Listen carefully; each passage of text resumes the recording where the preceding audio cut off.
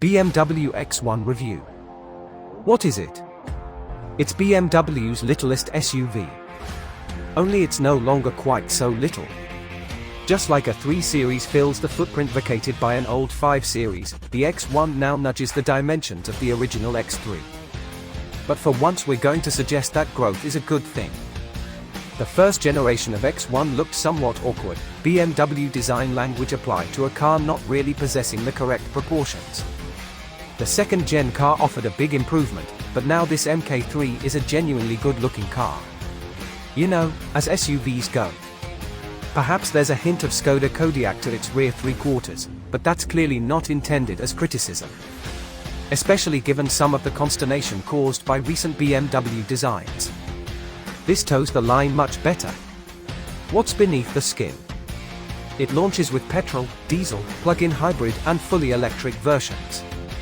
Which seems quite a tall order for its production line in Regensburg, where the legendary E33 series was born, which has been primed to handle all 4 powertrains in whichever order they happen to work robotically through the factory.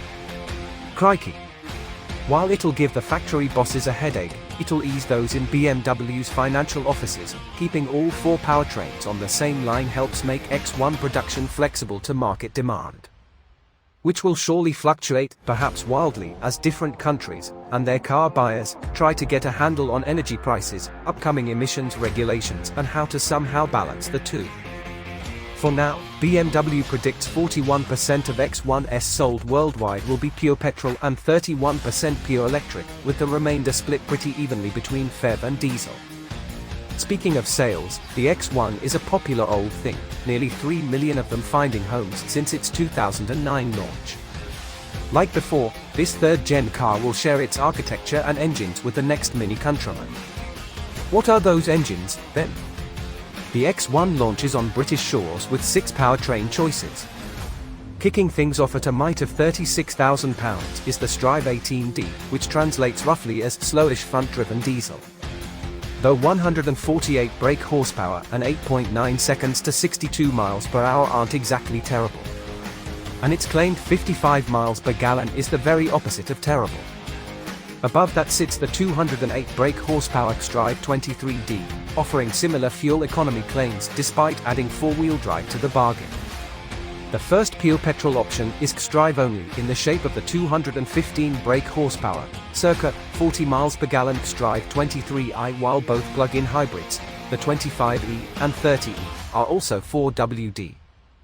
Both claim up to 55 miles of electric-only range, and the most powerful offers 322 brake horsepower and a hot hatch-like 5.7 second 0 to 62 miles per hour time.